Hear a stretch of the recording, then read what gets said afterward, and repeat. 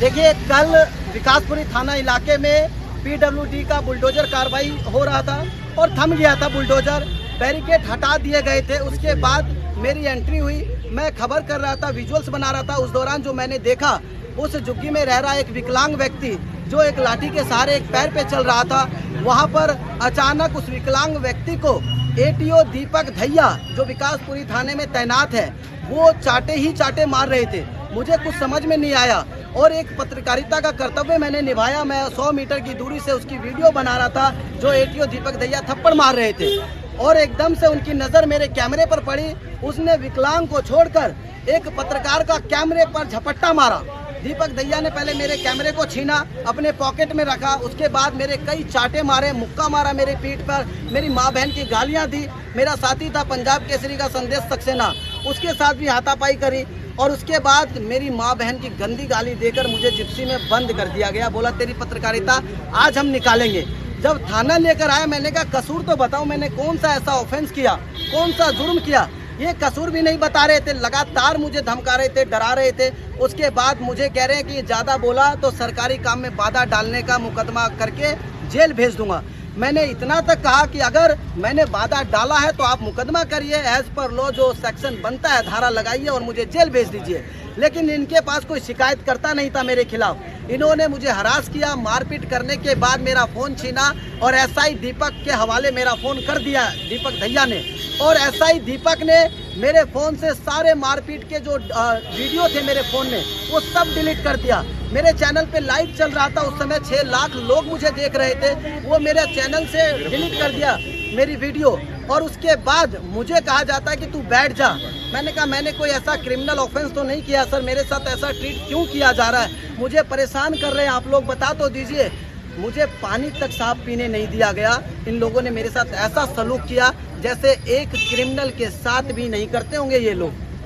कितने आपके साथ, कितने और पत्रकारों के साथ बदसलूकी हुई है? देखिए, जो मुझे पता लगा 2 बजे करीब मैं इस खबर पे था। डिटेन मुझे 2 बजे दिन में किया गया। एटीओ दीपक धैया ने, एएसआई संदीप पुनिया जो मेरी माँ बहन की गाली दे रहे थे गंदी, हेड कांस्टेबल रामवीर और एसआई दीपक जो डाटा डिलीट किए मेरे फ़ोन से, सारे सबूत मिटा दिए हैं।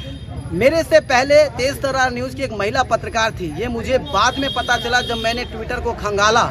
उसी खबर को मैंने देखा तो उस महिला पत्रकार के साथ भी दीपक धैया और अन्य पुलिसकर्मी बदतमीजी कर रहे थे, गाली गलौज कर रहे थे, हवाला दे रहे थे। हमारी महिला पत्रकार थी आफरीन, उसको दे रहे थे कि तेरे जैसे पत्रकार बहुत देखे। ये मैंने ट्विटर पे देखा है। उसके बाद मुझे इन सब चीज़ों की जानकारी नहीं थी। जब मैं थाने से बाहर आया रात के करीब 7-8 बजे, मुझे मेरा फ़ोन दिया गया, तब मैंने फ़ोन खंगाला तो मैंने देखा कि इनकी गुंडागर्दी सिर्फ मेरे साथ ही नहीं है, बल्कि हमारे साथी अन्य पत्रकारों के साथ भी इनकी गुंडागर्दी है।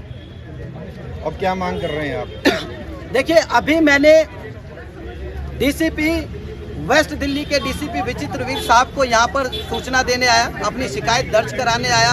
मैंने ये 2 पन्ने की शिकायत रिसीव करवा ली है और कल 2 बजे की बात है, मैं जब थाने से बाहर आया तो मैंने पीसीआर कॉल करके सूचना दी कि सर मेरा फ़ोन दीपक धैया ने ले लिया था, डाटा डिलीट कर दिया, मेरे साथ मारपीट करी, इसलिए मैं सूचना नहीं दे पाया। बट अब मैं सूचना दे रहा हूँ, मेरा फ़ोन मिल गया है मेरे को। मैं उचित कार्रवाई की मांग करता हूं और मैं ऐसे खाकी में पुलिस तो नहीं कहूंगा, क्योंकि पुलिस का रवैया ये नहीं होता है कि पत्रकार को मारा जाए, पीटा जाए। पुलिस का रवैया जो होता है समाज में, वो होना चाहिए।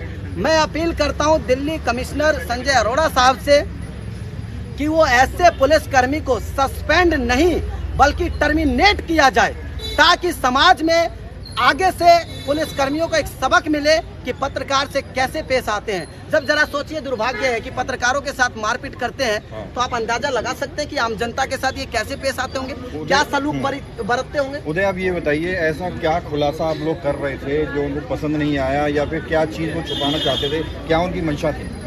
सर, उनकी मंशा यही थी कि हम खाकी वर्दी में गुंडे हैं और हमारी गुंडागर्दी आप लोग एक्सपोज मत करिए, क्योंकि जैसे ही उनकी नज़र एटीओ दीपक धैया की मेरे फ़ोन पर पड़ी, मेरे कैमरे पर पड़ी, उन्होंने स्नैच कर दिया फ़ोन मांगा नहीं साहब, फ़ोन उन्होंने छीना जैसे एक स्नैचर छीनता है। तभी मैं गुंडा बोल रहा हूँ उनको, क्योंकि उनको सलीका नहीं था बात करने का। 8 घंटे आप हालात में रहे, कैसा आपके साथ बर्ताव हुआ? सर, मैं कहता हूँ कि ऐसा बर्ताव तो मुझे लगता है कि एक बड़ा क्रिमिनल, मैं किसी का नाम नहीं लेना चाहूँगा, एक बड़े क्रिमिनल के साथ ये लोग नहीं करते होंगे, जैसे एक पत्रकार के साथ इन्होंने सलूक किया है।